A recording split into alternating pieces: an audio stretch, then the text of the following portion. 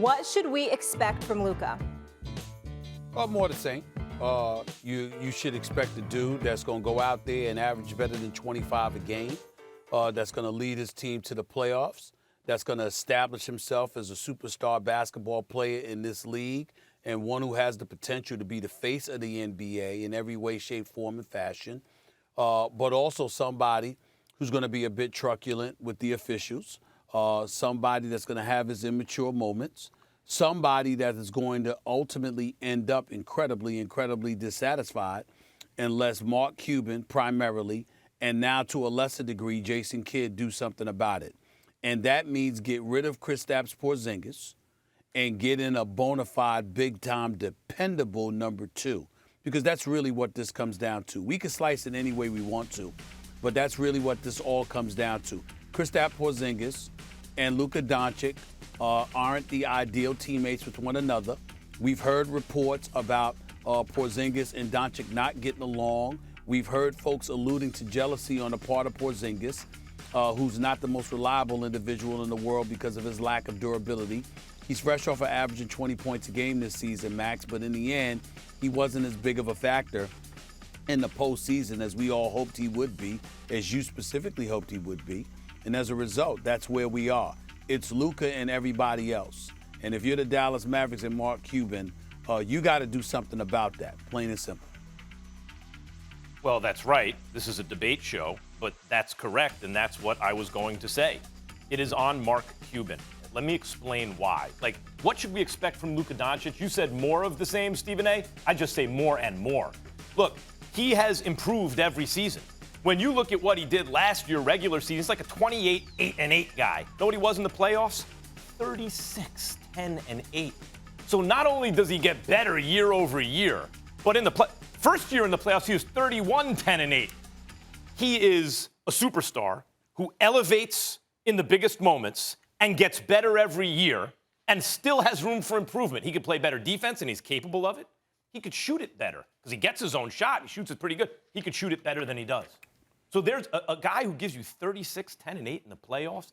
He's going to wind up doing like what Harden does. He's going to give you around a 30-point triple-double on average for a season, but unlike Harden, better in the playoffs. Okay, now, that's what you expect from Luka. What can you expect from Mark Cuban? That's the question. Now, he hired Nico Harrison, Stephen A., the Nike guy, longtime Kobe guy, right? And he is, by reputation, a brilliant and very well-liked and connected guy around the league. And it's one of these Mark Cuban outside-the-box moves that everyone's, talking about. The bottom line is you are in a warm-weather, glamorous city. You are in a no-state income tax place. You have a history where you've won a championship and a team-friendly owner. In an era of big threes, you can't get by with a big one, maybe not even a big two, but at least you need a crime partner for Luka. Porzingis is capable of being that if he can stay healthy, but in his career to date, he has not shown the ability to do that. That's the availability, especially in Porzingis' case, because he has to spend every year kind of getting back to where he was. He can never advance. They need to get Luka help, at least one other superstar to join him.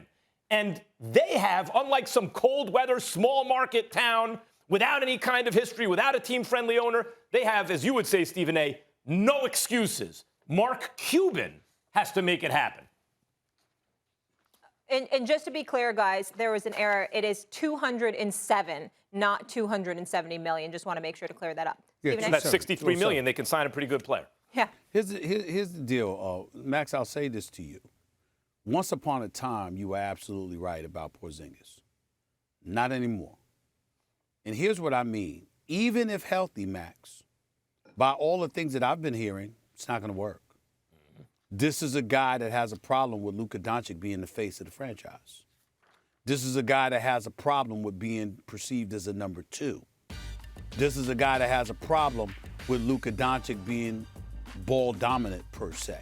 Again, I haven't spoken to Porzingis. I've never spoken to Mark Cuban about this. Let me be very, very clear about it.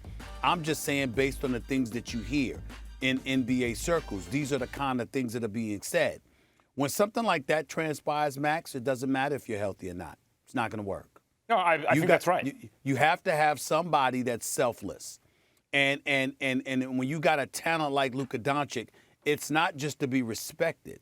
It's to be appreciated. Damn near revered. That's what it has to be.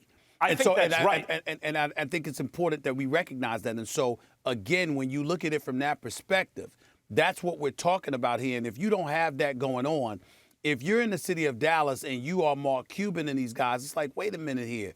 It's like, whoa. When you think about it, it's the city of Dallas. And I joke around about because, I just love to hate on the Dallas Cowboy fans. But I know what a great sports town it is.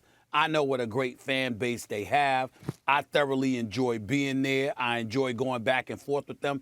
I've never had to go back and forth with them about the Dallas Mavs. Anytime I'm at a Mavs game, they're getting on me about the Cowboys. But nevertheless, the bottom line is that it's a great city. It's a great state, no state income tax and what have you. And it's a metropolis. When you look at what's going on and what they have going on, there's simply no excuse why you haven't been able to get a free agent in a decade. It really isn't.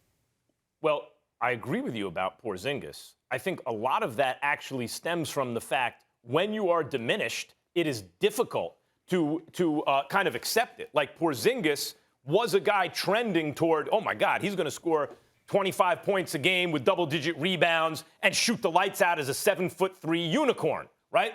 But it didn't work out that way because of the injury. And when you are not as effective and when the team is losing, that's when trouble comes up. Now, that was the issue with Porzingis. Can he stay healthy? The answer is no. Can you get something for him? I think the answer there is yes, they can. The question is just one guy enough? It seems to me the Dallas Mavericks with Luka, a second banana, and role players is not good enough.